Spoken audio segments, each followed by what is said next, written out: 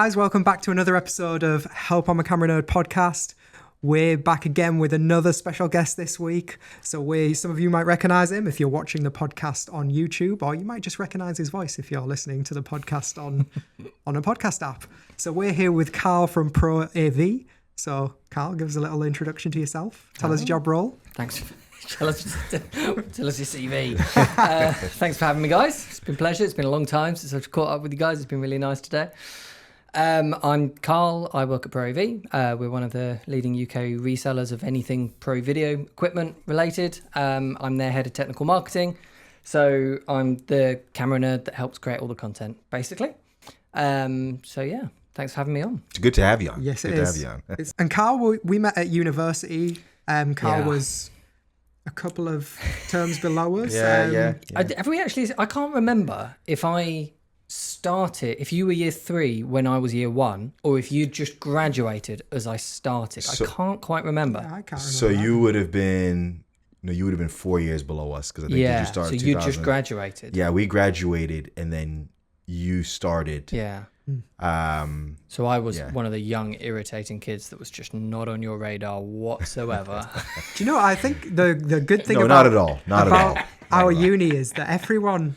We're kind of friends with everyone. It was a very friendly, in a weird way. You uni. kind of just, because people would crew for you all the time and stuff, 100%. and you needed those people to crew for you as well. And I think I ended up on shoots for both of you. Yes, you did. After your postgraduate films, right? One on a roof and one in the middle of the Peak District on a rainy day. So one in the absolute torrential sideways rain, and one on the very windy rooftop in London. So next time, let's do a comfier shoot, right? Studio shoot. I mean, this is what this is, right? It's the studio. Yeah.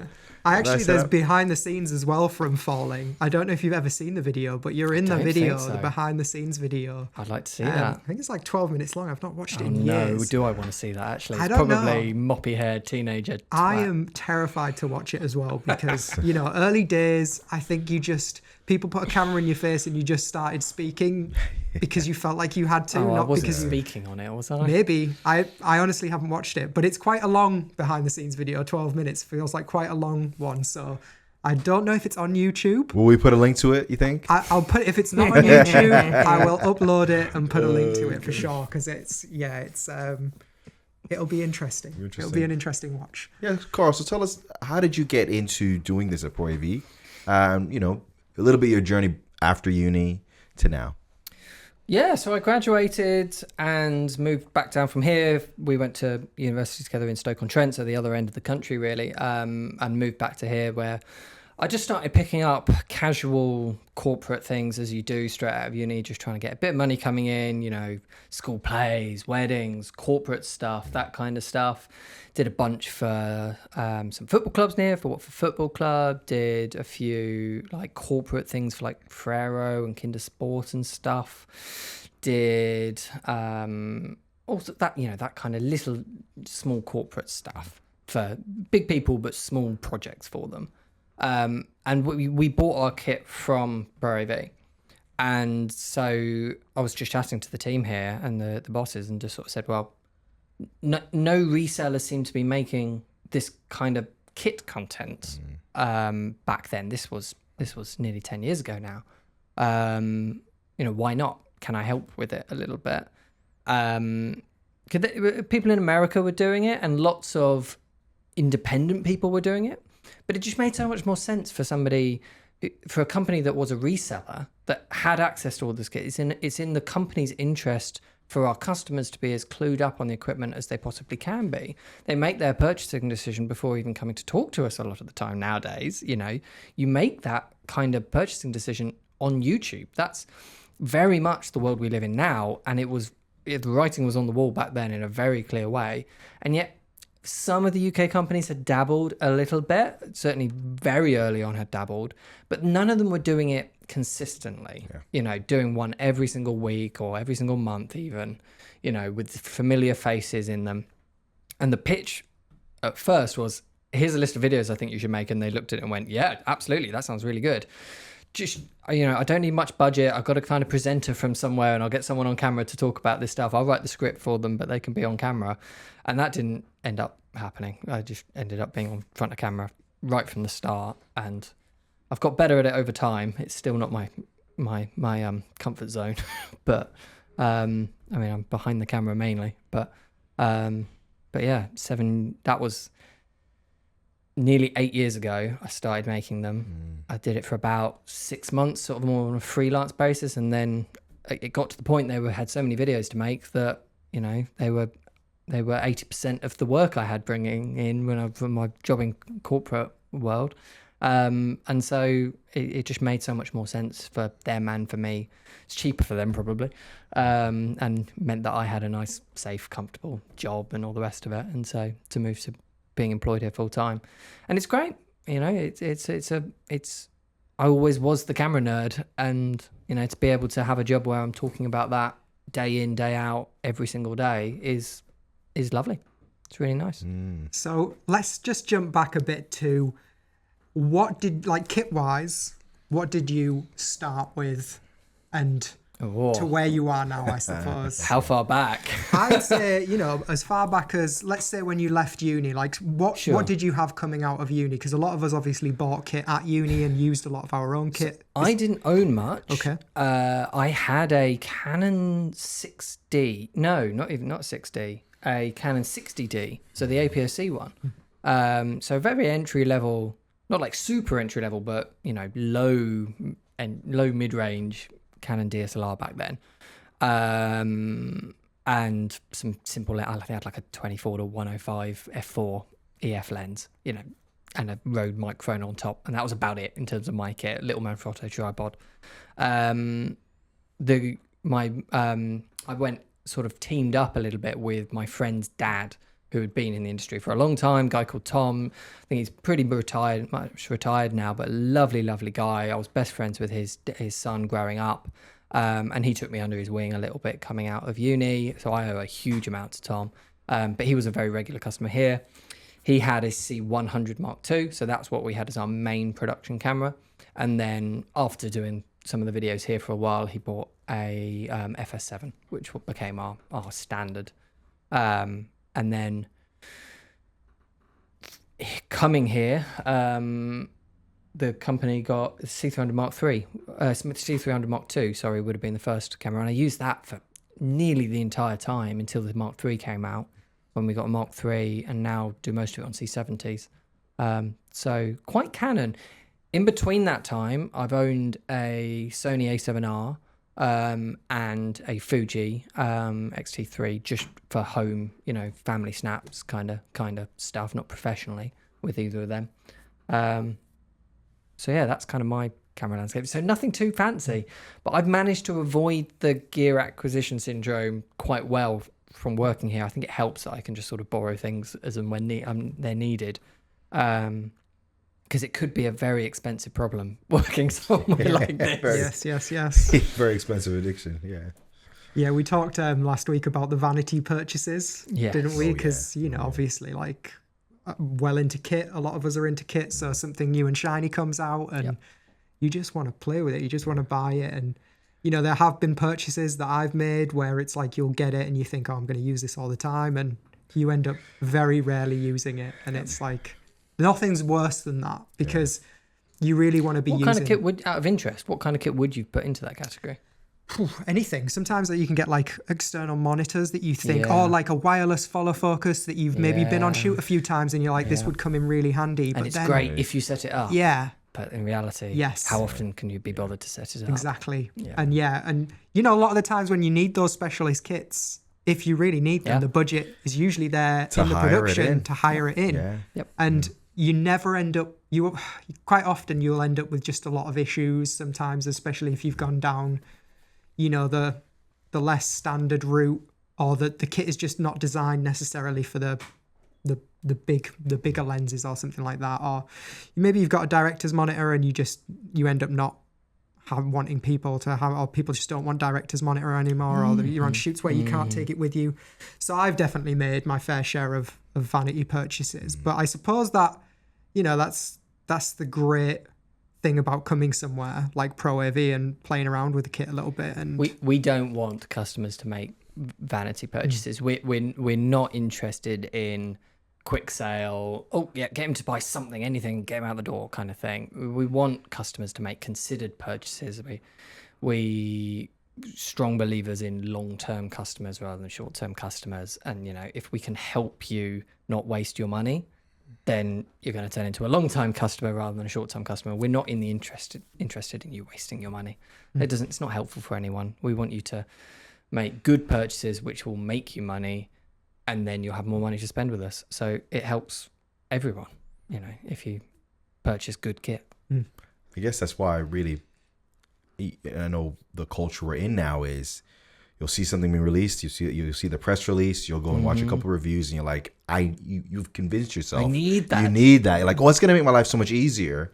But then you actually come and use it, or you buy it, then use it, and you realize I didn't really need this as much as I thought, or you use it once a year or twice a year. Absolutely. You know, as opposed to coming somewhere like this and having a real play. Like we've, you know, earlier today we've walked around. You know, obviously we did a little tour for our video. We're gonna link that in right here. At the link to this right there. But it was nice to even hold some of the cameras, you know, that you've read about, and you now have the chance to rent or obviously buy because you're not millionaires. So it's just nice to be able to have that tactile approach with equipment, I guess. What are some of the trends you've seen like over the years from, you know, a reseller's point of view of how the industry's changed or what people are asking for has changed? Massive trends. The camera landscape has changed so dramatically in the time that I've been in the industry. And, you know, I've got colleagues here who've been in the industry for 30, 40 years. And, you know, in their time, it's changed unbelievably. But even in my sort of 7 years in the industry, it's changed massively. You know, when I started, it would have been FS5 had just come out. The FS7 Mark 1, it would have been C300 Mark 2. The C200 was launched. I did the launch videos for that, so it would have been C100 Mark. But I don't think I was around at the launch of the C300 Mark 2. As in around. I was around. I was working here. And so in that time, you know, small cameras have become so much more capable from every single manufacturer. You know, it used to be a huge thing when a camera that cost less than $5,000 and was less than this size had 10-bit in it. Now, every single camera, really, if it's meant for professional video in any way, shape or form, it's got 10-bit video in it. You just wouldn't look at a camera without 10-bit video in it nowadays. And that just wasn't the case at all back when I started. Even up at high-end 6-7 grand cameras. Lighting has changed a huge amount. This surgence of cob lighting, so Bowens mount fixtures in the video world has just completely changed the way that customers are buying lights. So panels and the rest of it have declined. You know, tungsten is completely non-existent in the sales world, other than occasionally, in fact, not even to rentals. It's just non-existent. HMI is a little bit to rentals, but really everyone is buying LED, and every LED that someone is buying, whether it's a £200 one or a 10 grand one, is really good and really color accurate. Like in my first few years here, we came across the LS 1380 panels, which were 2x1-ish sort of panels, about £400 they cost back then, just under 500 maybe, and they had good color accuracy. And that was a giant deal, because to get good color accuracy in an LED panel that wasn't green or magenta tint, you had to be spending on a sky panel thousands of pounds. And so coming along with a £500 light that could do that was unbelievable. And nowadays, literally every single light, it's the same thing as the 10-bit. Every single light that comes out has got good color accuracy. Sort of TLCIs of 95 plus on everything. Audio hasn't changed a huge amount. A little bit with the sort of wireless senders like the Rode Wireless Go's and Holyland Lark Max we were looking at earlier. That sort of thing has come along, but hasn't changed things too much. We're still using lav mics and wireless transmitters. We're still using condenser microphones, shotgun microphones, that kind of stuff. So that's much the same. Yeah, there's a few things that the principles stay the same in terms of equipment, but there's certainly been some big trends. Raw video, big thing. Yeah, it feels like weird for a camera not to have video. that. Yeah, exactly. And people's insistence that they need raw video is another big thing. I think really it's interesting seeing how the mid-end has changed. Massively. Like I remember the company I used to work for, they invested $15,000 in a camera and lens packages. So no tripod, and that was what it was. And it was a really good camera. And just stills lenses with like a mount to make it work with the camera we had. Now, if you had $15,000 to spend, you wouldn't just buy a camera body and lenses. You could get, some fantastic lights. You can get a really good camera package with lenses for camera, lighting, audio package, tripod package, everything. It's incredible. Probably. It's incredible, really. So it's like, but I think the mid end is what is really, or you can say the low end, quote unquote, low end has really picked up, because now you're seeing brands that you wouldn't normally associate with high quality equipment. We looked at, and it's no offense, Godox lights are great. It's no offense. I know, it's like I'm an Aperture guy, or I bought Aperture stuff, but just seeing that NOLED stuff that we looked at earlier today, that's like an ARRI quality, build quality there, and that wouldn't be weird to see on set on a commercial or in a film or narrative. It's just a really good bit of kit, and so it's just interesting seeing how that changed. Little eye footage things I showed you as well. The color accuracy on those, but if you get a color meter and measure them, is more color accurate than any professional light I've ever tested. And it's a £400 light or something like that. It's not expensive. No, yeah. It's effectively low end equipment. It's remarkable, some of the things that the companies that aren't the traditional big companies in the industry are doing.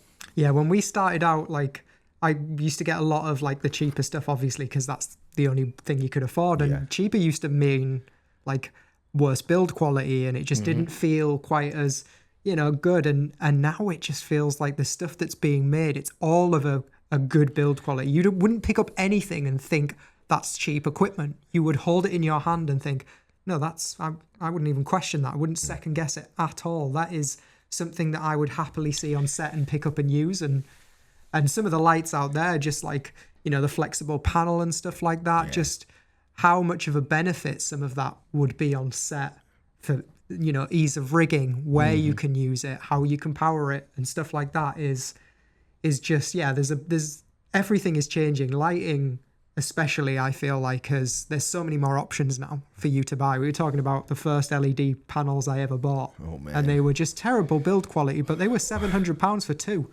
They weighed a ton. Just bi-color V-lock panels. Probably with a massive green or magenta tint. Yes. Absolutely. Yes. They were terrible quality, but they were the only option. Can you remember what they were out of interest? Oh, no.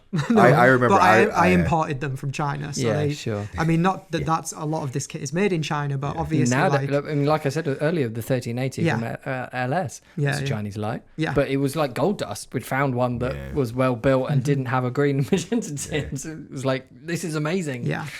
But some of them were really. Yeah. And those.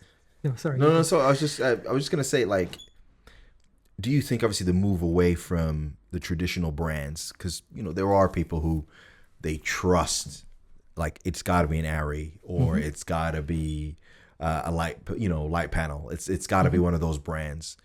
Do you feel like, is that still exist in that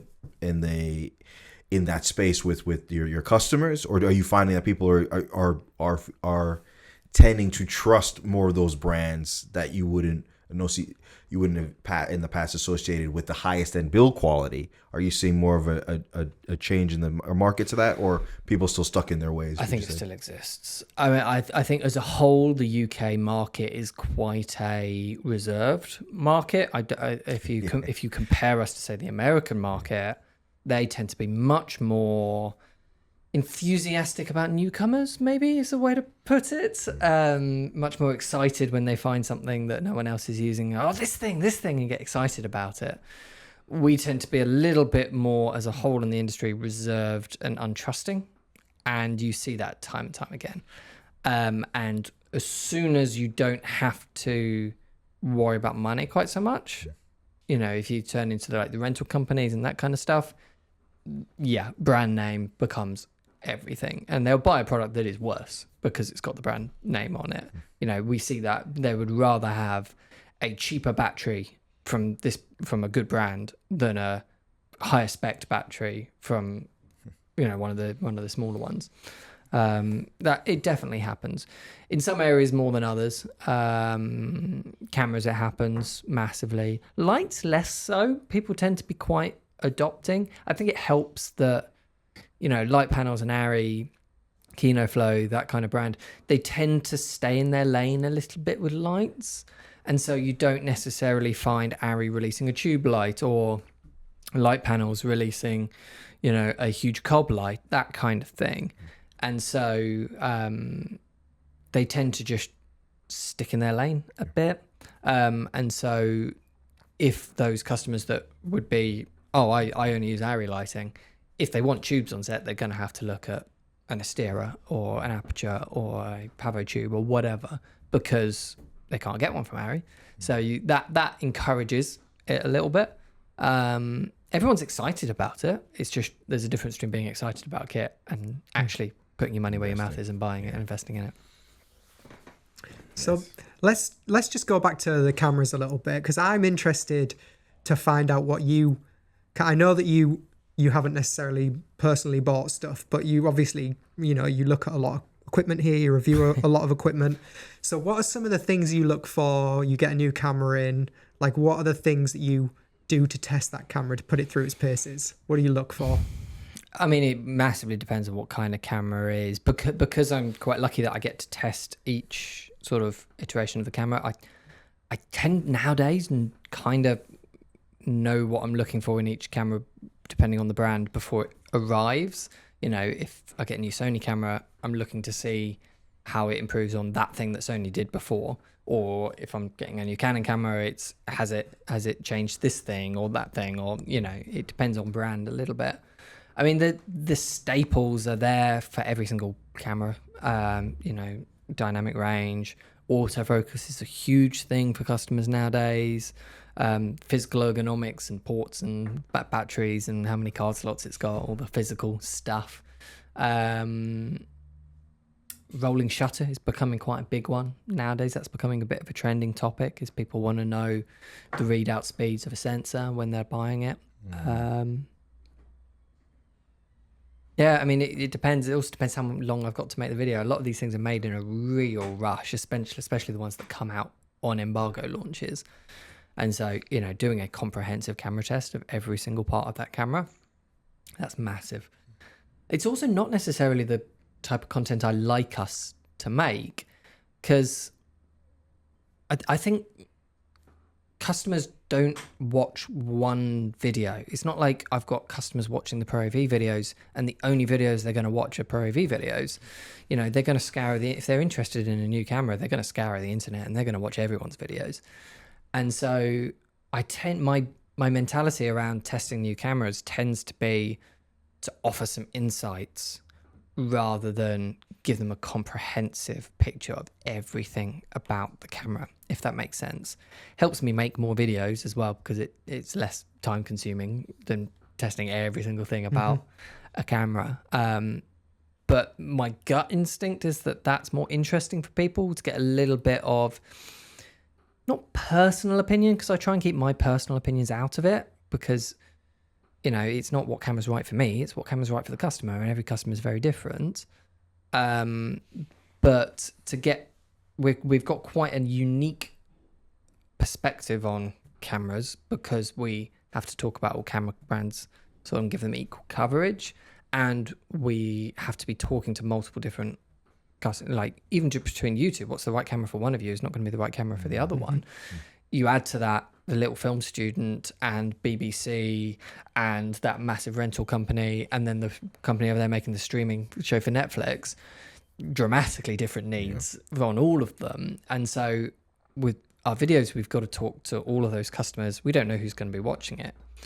And so that does give us a bit and because we do talk to each of those customers, we know what's important to all of them. So we're not necessarily in our own little bubble of what's important to me and what I care about.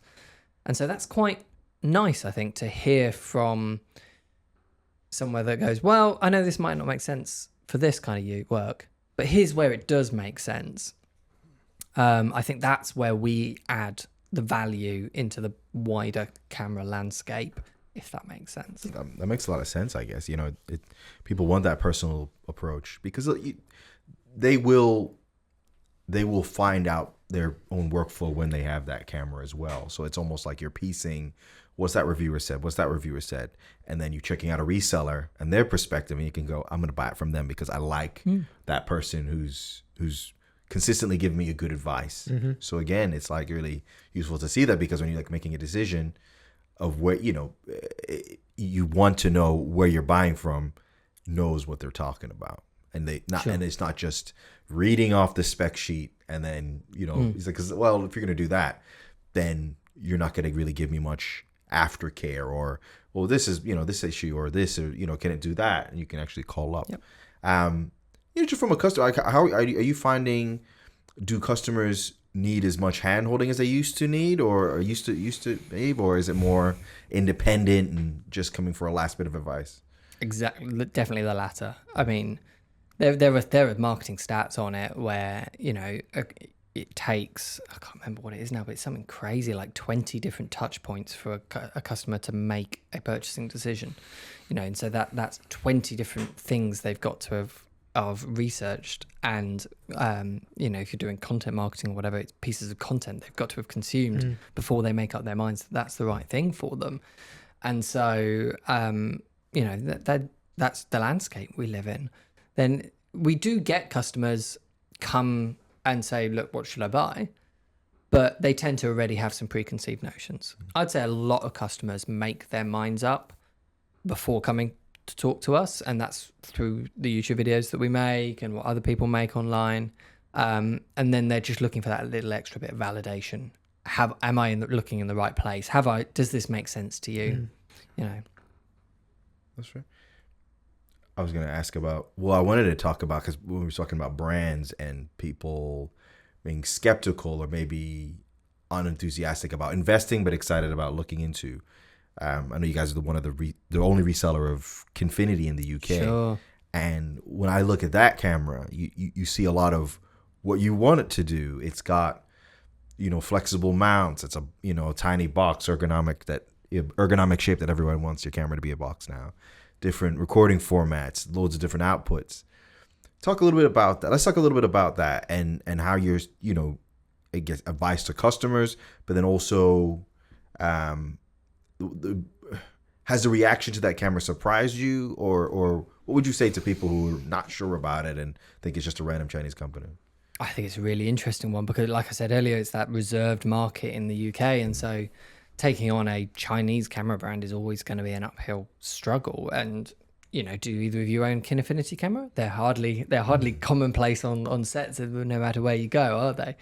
And yet we've got customers that are so into them, like really like avid spokespeople for the company, which is just fantastic. And we've got customers using them all over the world, like in Ice K, like got a fantastic guy, Toby Strong, who does a lot of the BBC Natural History stuff and is using it in the Himalayas and the Antarctica, and he's got these amazing photos of holding a Mavo with an eagle on his head and stuff like that. And yet you'll talk to a customer who doesn't trust them because they might break. You know, I don't know that it's not going to be buggy on me. And go, yeah, sure. Every camera can break. And yeah, we've had customers which have had issues. Of course we have. They're getting less and less over time.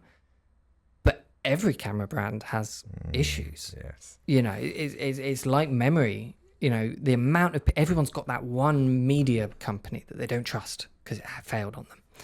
Every media company fails, and so it doesn't really matter whether you're buying SanDisk or G-Tech or Western Digital or whoever. They're all going to fail at some point. Media is media, and you know, just because it's got an ARRI or a red badge on it doesn't mean that it's not going to break at some point. So It's a really, really interesting one because it's a camera that gets people excited, the Kinneys, and yet it's a camera that, you know, sales figures are low compared to a load of the other cameras we sell. And I think a lot of it is that trust. I think a lot of it is seeing other people out there using it. We saw this with Blackmagic earlier on. You know, the Blackmagic have done so well with so many of their cameras, and yet they were absolutely the new kids on the block that made unreliable cameras that broke back when they started. And yet, look at them now. They are I think they're our third largest camera supplier in the industry now. You know, they're massive, and they make fantastic products. And I think Kinney is just on a slower journey than that, really. I think they snowballed Blackmagic because they came into the market at an amazing time when you know, nobody else was really making a camera like that at a price point like that. Yeah. And that's unreplicatable. Nobody can do that again. The camera company maybe I should compare them more to is Zcam. They're quite an interesting one. In fact, a lot of people in my recent Kinefinity video, a lot of people were speaking about Zcam in the comments, and I was just reading them coming in, going, "Yeah, you're right. Why didn't I? I'm falling guilty of exactly what I'm getting annoyed at customers for doing, and just not accept it, not lumping that in with all the other camera brands. You're 100% right. Why shouldn't I be comparing it to the Zcam?" And so that's something I think I'm going to do. But yeah, as a whole, I think we are nervous about new things, but they're lovely cameras. They're nice. Yeah, it is difficult, isn't it? It's very difficult. I think, you know, it was a bit easier for Blackmagic maybe because of DaVinci, and they'd already had that kind of brand name recognition a little bit. They bought out cameras before they had DaVinci. Did they? So Resolve came later. Yeah. Really? Yeah. Because I obviously knew about Resolve, I think, from quite a long time ago. But yeah, and then obviously like the very early 4K camera and the very early Pocket as well. But Looked strange, but it was worked well. Very didn't it? small. Yeah, it didn't. It was not something you necessarily have on a big production. Thinking about it, I think they might have had Resolve first, but I don't think they'd made the move to make Resolve sort of free and really start pushing it and everything. I think so. they had Resolve, but it was much more of a closed door kind of thing. Yeah, and I have noticed, like I had Ursas for years, and there was just that preconceived idea that it was rubbish and it wasn't a proper camera, and you would shoot stuff on that camera. And people that didn't know would just assume that it was shot on an Alexa or something like that because they had no idea. The image looked great. Yeah, and you were, even to this day, like before I left Blackmagic and changed cameras, you were always fighting. And, you know, one time maybe the memory card, you know, bugged out or something, and which I know has happened on Alexa as well. And it's like, but for some reason, people will forgive Alexa, but they won't forgive Blackmagic. Couldn't be Red's fault. No, it's Blackmagic's fault if that memory card goes wrong. And it is this industry definitely, like you said, the British industry, film industry, and, you know, television industry. It's just less forgiving, but America seems to be a lot more accepting of that new tech. And when you watch videos and stuff, when you're doing the research on those cameras, it's never English videos you're watching. I think maybe there was one guy, and I forget his name, that did Blackmagic videos, and the rest of the stuff I was watching was all American, Australian, or something like that. So yeah, it's good to see that more stuff is coming out and people are branching out a little bit, because Kinefinity has been on my radar for years, and you know, Have you ever shot on one? I've never shot on one. We'll have to arrange it. Yes, we will. But I've been watching the videos, and you know, it's one of those cameras that you look at the specs and you're like, that camera looks amazing on paper. Like, why am I not necessarily? What's holding me back from kind of taking that? You always put your own biases, like, oh, I wish it was this brand making it, but it's like, well, it doesn't matter. You could just try it out. What are your biases? I'm interested. You know, you say, wish it was this brand making. I mean, you want a Blackmagic badge on the side. I mean, it's like, I mean, not really. I mean, it's like, for me, I know I just want something that's easy to use, that I always say doesn't get in the way. You know, simple menu, UI system, and a nice bunch of codecs. Obviously, Apple ProRes. See, to me, you're describing a documentary camera. You're describing a run and gun camera. You're describing a Canon C70 or an FX6, that kind of camera. Yes, but then I also love RAW. And I also love the flexibility of RAW and post. And C70 as I yes, could be. But that's one reason why I stick with. Well, I love my 6K Pro. I just hate the shape of it, hate the battery life of it, and I hate the mount. Hate's a strong word. I just wish it was more flexible because I like to experiment with PL glass. And that was before I had my 6K Pro, because unless I do the modification, I can't do that. So when I see the Confinity, that's what I really like about it, because I tend to use my documentary cameras.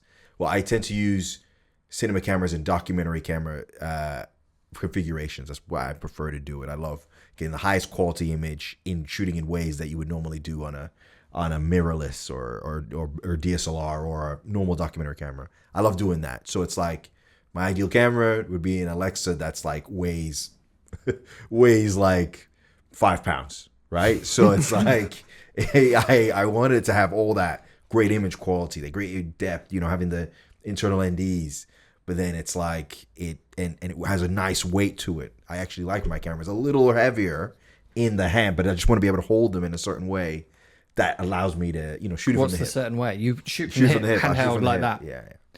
C70. I have to try it Demo out. done. I think for me, like if you've ever been freelance in London and you're competing with a lot of other people and you're looking at those job postings on like Mandy or something like that, Sure. and you realize that people aren't even going to consider you unless you've got a camera that they've specified, and you're having people asking you for that camera who aren't DPs, who don't know anything about cameras. They've just decided that's the camera they want you to have. What are the cameras that they're FS7 a lot of the time. Still. Yeah, Alexa, Red. Never a Blackmagic, basically. No. And I had Blackmagic, and what I was finding a lot, the kind of work I was doing was there was that bread and butter where you would do, corporate here and there to make a bit of money. But then also there were bigger, more interesting stuff where you wanted a cinema camera. So I wanted the flexibility of being like, okay, well, I need something like ProRes 422HQ or RAW would be ideal. But I also need the flexibility to go from cheaper lens solutions to PL. So ideally I want a lens mount that I can swap out and a camera that I can rig up when there's going to be, a bigger crew. There's going to be 3 people around that camera. There's going to be one pulling focus, one that just assists, and then there's the operator as well.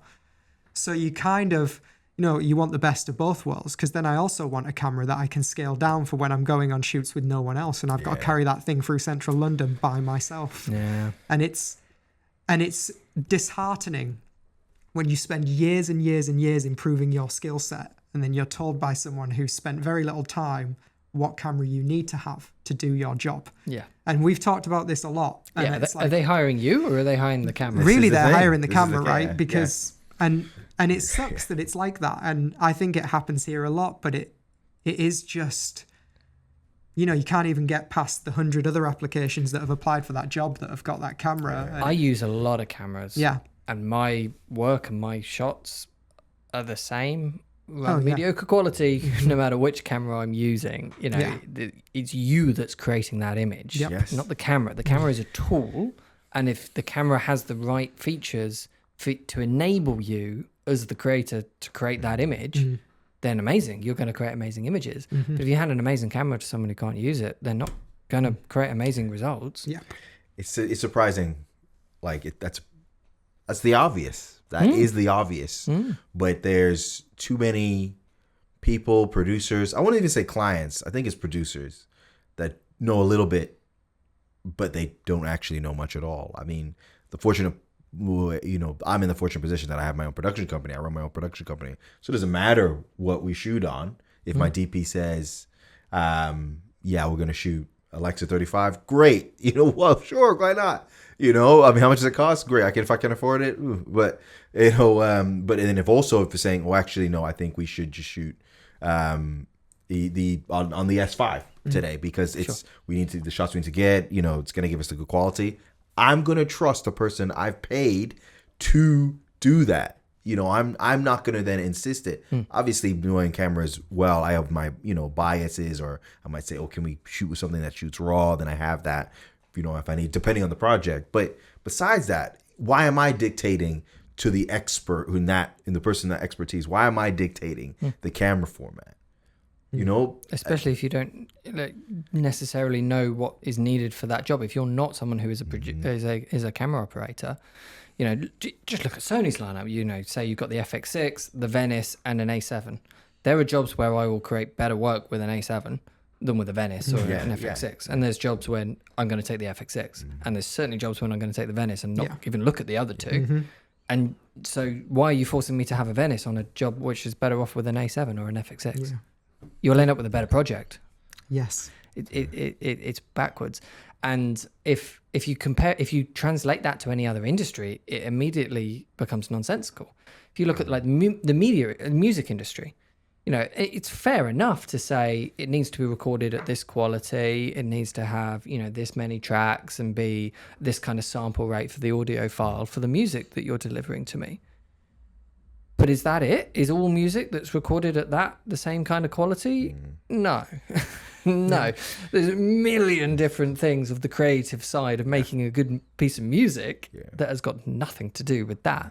And it's the same thing in video. Yeah, it is. Know what? Yeah, I mean, it's funny because even down to shooting, you'll go on shoot sometimes and you'll set up a shot and you'll be like, right, we'll do it here. And the client will walk in and go, actually, I think we should do it in front of the TV.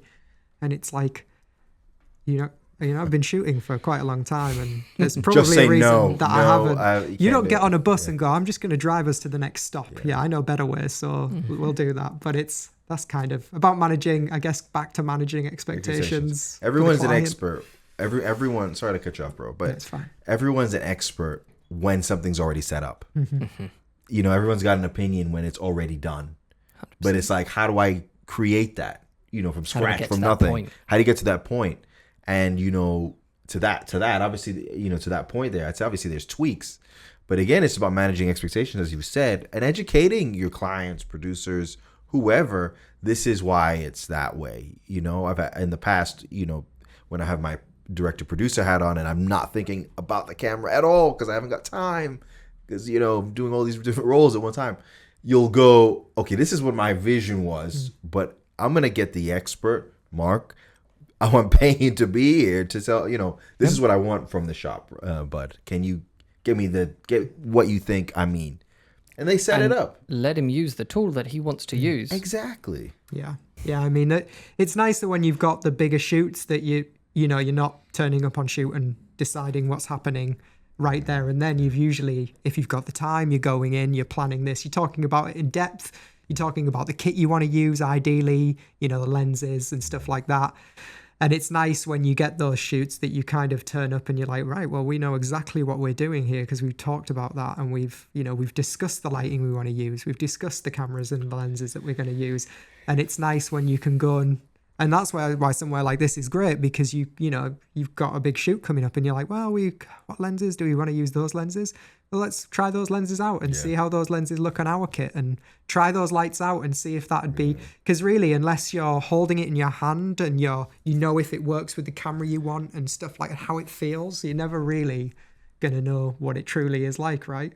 Yeah, but for instance, right, we were looking at the anamorphic lenses from Laowa today.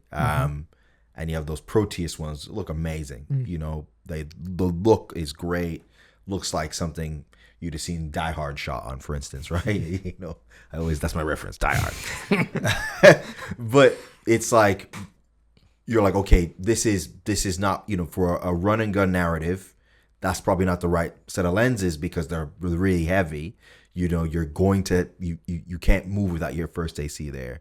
But then you're thinking, okay, what's the other anamorphic option? By the same brand, we looked at those nanomorphs that are really small, compact, lightweight. It was unbelievable when we looked at it. It is. And you're thinking, okay, if I've almost got like a documentary hybrid narrative shoot and I need to be a more run and gun with, or it just needs to be, you know, I need to move quicker, not necessarily just a handheld look, you could say, okay, that look is close enough as maybe some stuff we could do in post to get it the rest of the way.